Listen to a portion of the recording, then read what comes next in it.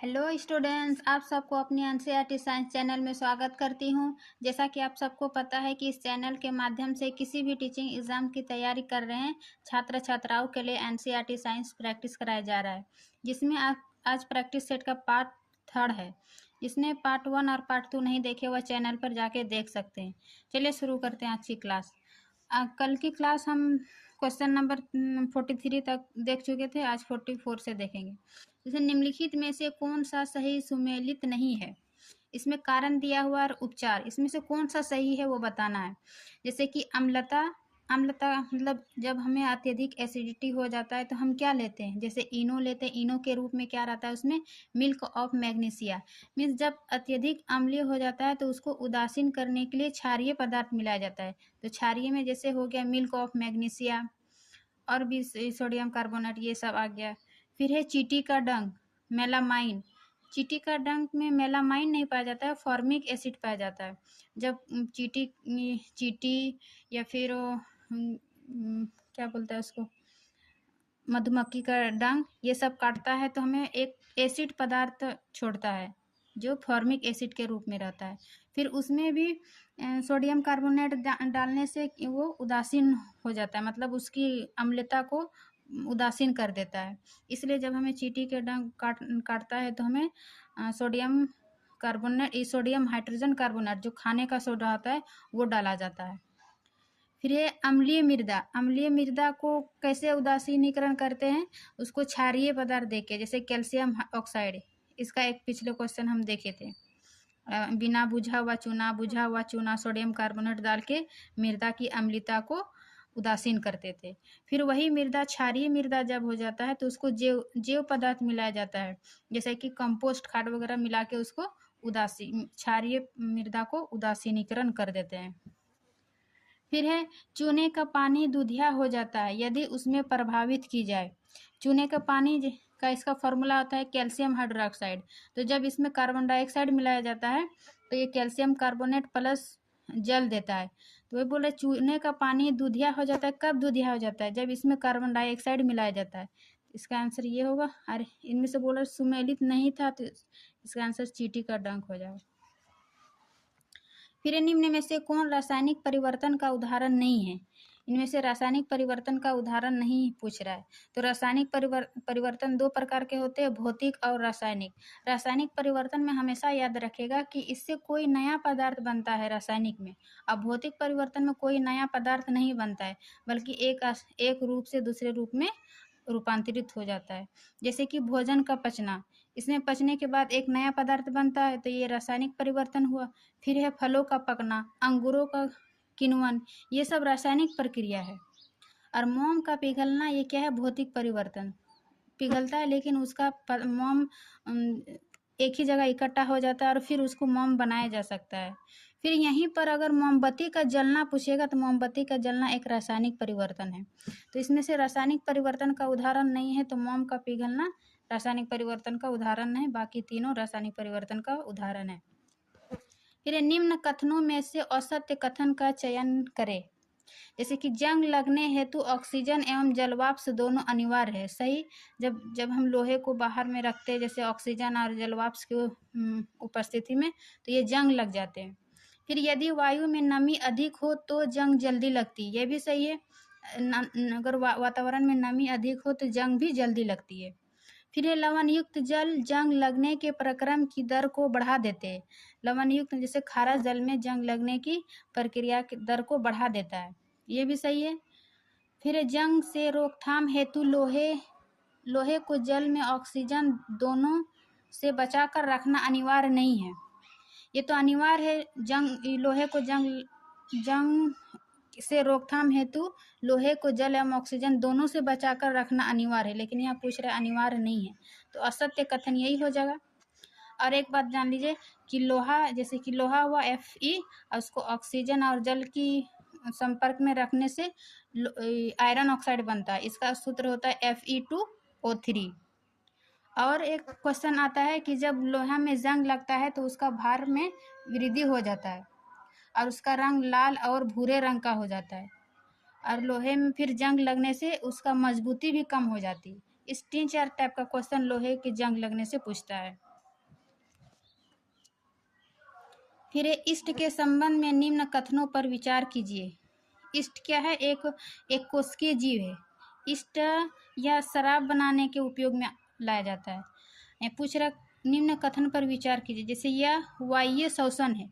वाह्य शोषण उसे कहते हैं जो ऑक्सीजन की उपस्थिति में शोषण करता है। लेकिन ईस्ट का जो उपयोग होता है वो अवाह्य शोषण होता है। मीन्स ऑक्सीजन की उपस्थिति में ये शराब वगैरह बनाता है, जो कि बियर बनाने में काम में आता है। फिर ये श्वसन के दौरान ऑक्सीजन एवं जल का निर्माण करते हैं। नहीं, ये तो ऑक्सीजन की उपस्थिति में ऑक्सीजन एवं जल का निर्माण करते हैं, ये तो अवाह्य श्वसन है। दूसरा असत्य कथन का चयन करें। तो असत्य कथन ये 1 और 2 हो जाएगा, क्योंकि 3 सही है। इसका उपयोग शराब बनाने में किया जाता है। फिर है अत्यधिक व्यायाम करने के बाद पेशियों में ऐंठन होती है। पूछ रहा है अत्यधिक व्यायाम करने से पेशियों में ऐंठन क्यों होती है? इसका कारण जानते हैं कि पेशियों में वाह्य शोषण के कारण, वाह्य शोषण के कारण नहीं, वाह्य शोषण जो ऑक्सीजन की उपस्थिति में होता है। और जब पेशियाँ लैक्टिक अम्ल स्टोर हो जाता है तो उसका कारण होगा अवाह्य शोषण। मीन्स ऑक्सीजन उसको सही रूप से नहीं मिल पाता है। जब अवाह्य शोषण के रूप में शोषण करती है तो इस क्रिया में ग्लूकोज का आंशिक विखंडन में लैक्टिक अम्ल और कार्बन डाइऑक्साइड बनते हैं। फिर है इसका लैक्टिक अम्ल संचयन के कारण, सही है, ये लैक्टिक अम्ल का संचयन हो जाता है। फिर ऑक्सीजन की आपूर्ति बढ़ जाने के कारण, ऑक्सीजन की आपूर्ति बढ़ जाने में ऑक्सीजन की आपूर्ति घट जाती है, उसको ऑक्सीजन चाहिए। जैसे और ऑक्सीजन की आपूर्ति बढ़ जाने से लैक्टिक अम्ल का कार्बन डाइऑक्साइड और जल में पूर्ण विघटन हो जाता है। मतलब अत्यधिक व्यायाम करने से उसको ऑक्सीजन आपूर्ति सही से नहीं मिल पाता है। इस कारण मांसपेशियों में ऐंठन हो जाता है, लैक्टिक अम्ल का संचयन हो जाता है। और इससे आराम करने के लिए गर्म जल में स्नान करना चाहिए। थोड़ा शरीर में मालिश करने से उसका क्या होता है, रक्त संचरण बढ़ जाता है, जिसके परिणाम स्वरूप पेशीय कोशिका ऑक्सीजन की आपूर्ति बढ़ जाती, अच्छी तरह से मिल पाती है। तो इसका असत्य कथन पूछ रहा है, तो 1 और 3 इसका असत्य कथन होगा। 1, 2 लैक्टिक अम्ल का संचयन हो जाता है, ये सही है। फिर है अंतःश्वसित वायु में ऑक्सीजन एवं कार्बन डाइऑक्साइड का प्रतिशत होता है। मीन्स हम जब श्वास लेते हैं तो हम वातावरण से कितना प्रतिशत ऑक्सीजन श्वास लेते हैं और कार्बन डाइऑक्साइड लेते हैं। जैसे कि हमारे वातावरण में ऑक्सीजन 21% है, तो हम 21% ऑक्सीजन लेते हैं, लेकिन उसको छोड़ते हैं 16.4%। 21% लेते हैं लेकिन ऑक्सीजन हम छोड़ते हैं 16.4% छोड़ते हैं। और वही कार्बन डाइऑक्साइड हम 0.0% लेते हैं। कार्बन डाइऑक्साइड 0.04% लेते हैं वातावरण से, और 4.4% छोड़ते हैं कार्बन डाइऑक्साइड में। मीन्स ऑक्सीजन हमारे वातावरण में 21% है और उतना ही लेते हैं, लेकिन छोड़ते हैं 16.4%। और कार्बन डाइऑक्साइड हमारे वातावरण में जितना भी है लेकिन 0.04% लेते हैं और 4.4% छोड़ते हैं। ये याद रखिएगा। तो इसका आंसर हो जाएगा ऑक्सीजन और कार्बन डाइऑक्साइड का प्रतिशत पूछ रहा है, तो ये सी नंबर 21 एवं 0.04%। फिर 51 नंबर, पादपों में श्वसन के संदर्भ में निम्नलिखित कथनों पर विचार कीजिए। पेड़ पौधे में श्वसन लेने की क्रिया में क्या क्या कथन दिया है। जैसे ये वायु से ऑक्सीजन अवशोषित करते हैं, वायु से ही ऑक्सीजन अवशोषित करते हैं, सही है। फिर ये कार्बन डाइऑक्साइड निर्मुक्त करते हैं, मीन्स कार्बन डाइऑक्साइड बाहर निकालते हैं। जब पेड़ पौधे फोटोसिंथेसिस की क्रिया करती है, प्रकाश संश्लेषण का, तो वो ऑक्सीजन लेते हैं और कार्बन डाइऑक्साइड छोड़ते हैं। ये दोनों सही है। फिर पादपों में ग्लूकोज का विखंडन कार्बन डाइऑक्साइड एवं जल में होता है। ये हम लोग प्रकाश संश्लेषण क्रिया में देखते हैं कि कार्बन डाइऑक्साइड एवं जल होता है, तो इसका तीनों सही होगा। सत्य कथन पूछ रहा है तो उपर्युक्त में से तीनों सही। फिर हीमोग्लोबिन के संबंध में निम्न कथनों पर विचार करें। जैसे हीमोग्लोबिन यह रक्त को लाल रंग प्रदान करता है, सही। हीमोग्लोबिन रक्त में एक पिगमेंट पाया जाता है जिसको हीमोग्लोबिन कहते हैं, और इसी हीमोग्लोबिन के कारण रक्त लाल होता है। तो सत्य कथन पूछ रहा है, इस 1 नंबर सही होगा। फिर यह श्वेत रक्त कोशिकाओं में पाया जाता है। हीमोग्लोबिन श्वेत रक्त कोशिका में नहीं पाया जाता है, बल्कि रक्त लाल सफ़ेद प्लेटेट्स इसमें पाया जाता है। तो यह श्वेत रक्त कोशिकाओं में पाया जाता है, ये सही नहीं है। यह कुछ रोगों के प्रति प्रतिरक्षा प्रदान करते हैं। कुछ रोगों के प्रति प्रतिरक्षा प्रदान हमें WBC करते हैं, हीमोग्लोबिन नहीं। तो ये भी सही गलत हो गया ये दोनों। फिर यह रक्त में ऑक्सीजन का वाहक है। हीमोग्लोबिन क्या करता है, यह हमारे शरीर में वाहक होता है, हमारे ऑक्सीजन को ले जाने का काम हीमोग्लोबिन करते हैं। तो इस प्रकार इसका 1 और 4 आंसर हो जाएगा।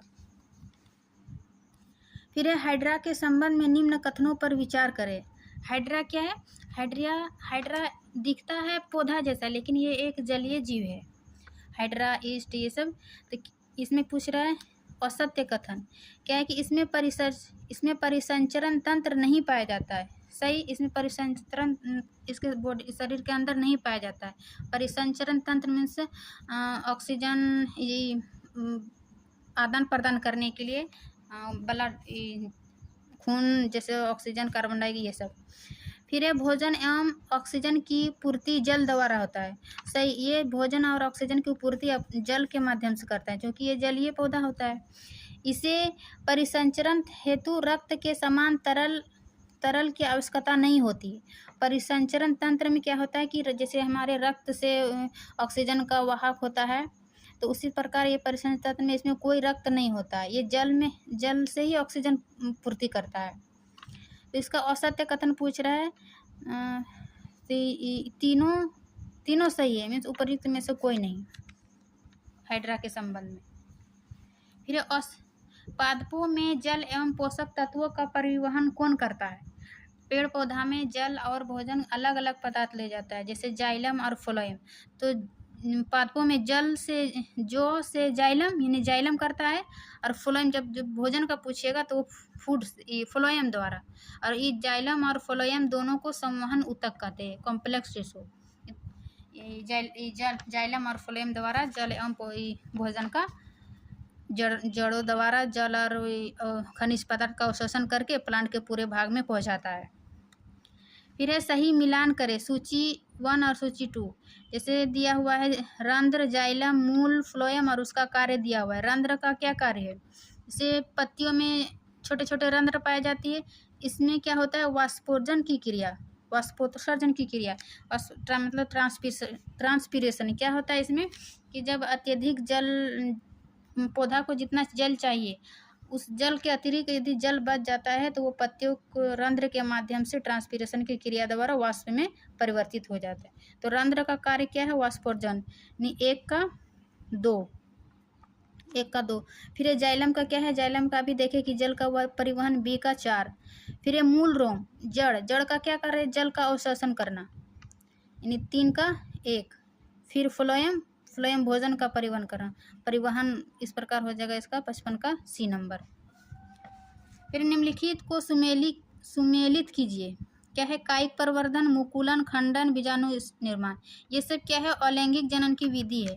अलैंगिक विधि में मतलब किसमें कैसे कैसे होता है वो बताना है। जैसे कायिक प्रवर्धन में क्या करते हैं कि उसका तना का कोई भी भाग तोड़ के नया प्लांट बनाया जाता है। इस विधि में जैसे गुलाब हुआ, कायिक प्रवर्धन में गुलाब को अलैंगिक विधि द्वारा अलग करके उसको नया प्लांट बनाया जाता है। फिर मुकुलन में किससे होता है? हाइड्रा और ईस्ट में। इसका मुकुलन पार्ट नया टूट के नया पार्ट बन जाता है। फिर खंडन में एल्गी में खंडन विधि द्वारा अलैंगिक जनन होता है। इसमें से एल्गी हो जाएगा स्पायरोगारा एक एल्गी है और खंडन विधि से यह अलैंगिक जनन होगा। फिर बीजाणु निर्माण में टेरिडोफाइटा जैसे मॉस व फर्न हो गया, ये सब बीजाणु निर्माण से अपना अलैंगिक जनन विधि करता है। इस प्रकार इसका आंसर हो जाएगा 1 का 4, 2 का 3, 4 3 किसमें है? ऑप्शन नंबर 1 में ही है 4 3, ये इसका हो जाएगा। फिर है 57। निम्नलिखित कथनों पर विचार कीजिए। जैसे ब्रायोफाइलम में खंडन प्रकार का अलैंगिक जनन होता है। जिसको पतर चट्टा भी कहते हैं। ब्रायोफिल्म में क्या होता है, कायिक विधि ना, उसका पाठ में उसमें मुकुलन पाया जाता है, और वही मुकुलन जब नमी स्थान या मिट्टी में रखते हैं तो वह फिर से नया प्लांट बन जाता है। तो इस विधि में कायिक होगा, खंडन नहीं। खंडन तो हम देखें कि एल्गी में होता है। तो यहाँ सत्य कथन पूछ रहा है, तो ये गलत हो जाएगा। फिर है ब्रायोफिल्म की प्रत्येक कलिका मुकुल नए पादप को जन्म देती है, बिल्कुल सही, उसमें मुकुलन पाया जाता है।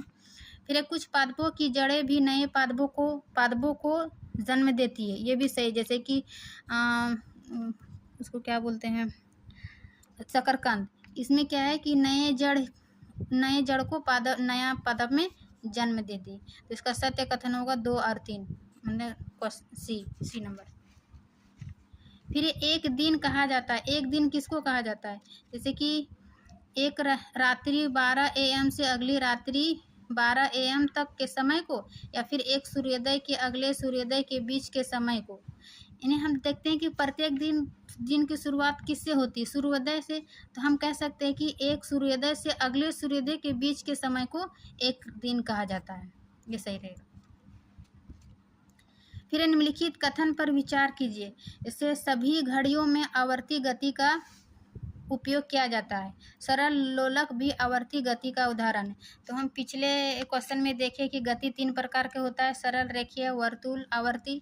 वर्तुल गति में क्या था, किसी वस्तु का वृत्ताकार चक्र में घूमना, और आवर्ती गति का कि एक निश्चित समय के बाद अपनी गति को दोहराती है। तो घड़ी क्या हुआ, एक निश्चित समय अपनी दोहराती है, तो ये आवर्ती गति का उपयोग हुआ, ये सही है। फिर सरल लोलक भी आवर्त गति का उदाहरण है, लोलक भी एक निश्चित समय में अपने वापस आती है, तो ये भी सही है। इसमें सत्य कथन इनसे दोनों सही है। फिर है कि कोई कार 40 किलोमीटर प्रति घंटा की चाल से 15 मिनट चलती है, इसके बाद 60 किलोमीटर प्रति घंटा की चाल से 15 मिनट चलती है, तो कार द्वारा तय की गई कुल दूरी होगी। 2 अलग अलग चाल और समय दिया हुआ है, उसका कुल दूरी पूछ रहा है, तो हम इसका निकालते हैं अलग अलग। देखिए हम निकाल के दिखाते हैं आपको। जैसे कि फर्स्ट केस में बता रहा है कि 40 किलोमीटर प्रति घंटा और समय 15 मिनट, तो दूरी पूछ रहा है। तो दूरी बराबर क्या होता है, चाल गुना समय। तो 40 का 40 किलोमीटर प्रति घंटा और 15 मिनट, तो मिनट को घंटा में बदलने के लिए 60 से भाग देते हैं, फिर उसको कटाए 10 किलोमीटर आया। फिर वही दूसरी केस में 60 किलोमीटर और समय लिया 15 मिनट। फिर दूरी पूछ रहा है, तो फिर वही दूरी बराबर चाल गुना समय करके 15 किलोमीटर आया। फिर यहाँ पूछ रहा है कुल दूरी, कार द्वारा तय की गई कुल दूरी होगी, तो कुल दूरी दोनों को जोड़ दिए, 10 और 15 25 हो गया। देखिए तो देख लीजिए, तो इसका आंसर हो जाएगा 25। फिर किसी तार में उत्पन्न ऊष्मा का परिमाण निर्भर करता है, पूछ रहा है किसी तार में जो उत्पन्न ऊष्मा होता है वो किस पर निर्भर करता है। तो किसी तार में उत्पन्न ऊष्मा का निर्भर तार के पदार्थ, यानी जिससे वो जो पदार्थ जिससे बनता है वो तार के पदार्थ पर, तार की लंबाई पर, तार की मोटाई, ये तीनों पर तार में उत्पन्न ऊष्मा का परिणाम पर निर्भर करता है। यानी इसका 1 2 3 तीनों सही हो जाएगा। तो आज की क्लास हम यहीं पर रखते हैं, मिलते हैं नेक्स्ट क्लास में, जिसमें पार्ट 4 होगा। आज पार्ट 3 हो गया। वीडियो अच्छी लगी तो लाइक एंड सब्सक्राइब ज़रूर करें। और एक सूचना आप लोग को दे दूं कि जो NCERT क्लास वाइज पढ़ना चाहते हैं, तो हमारे चैनल पे ही प्लेलिस्ट बना हुआ क्लास 6 का पूरा साइंस, वहाँ पे हम बहुत कम समय में NCERT की सभी कॉन्सेप्ट क्लियर किए हैं। आप लोग वहाँ स्पीड करके देख सकते हैं, और भी कम समय में 4-5 मिनट में ही देख सकते हैं। और लास्ट वाला आप लोग ज़रूर देखिएगा, उसमें अभ्यास क्वेश्चन और शॉर्ट नोट्स दिए हैं, उसमें आपका सारा NCERT कवर हो जाएगा, जो आने वाले किसी भी एग्जाम में क्वेश्चन छूटने की बहुत ही कम संभावना होगा। इसलिए आप लोग के पास टाइम रहेगा तो ज़रूर देख लीजिएगा। चलिए, थैंक यू।